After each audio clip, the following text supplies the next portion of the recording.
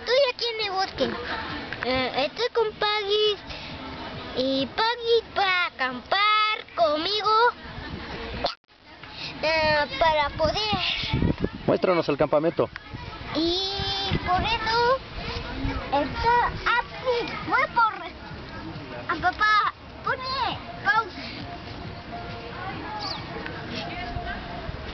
Ahora sí, ahora pone otra vez.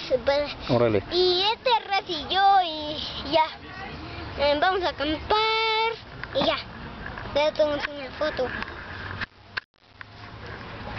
¿Qué más has hecho en el campamento? Bueno, he hecho remar y he aventurado. ¿Qué es la aventura? ¿Cómo cuál es? Hice una tienda de campaña y hice aventura con papá y con Paggy y Rachi.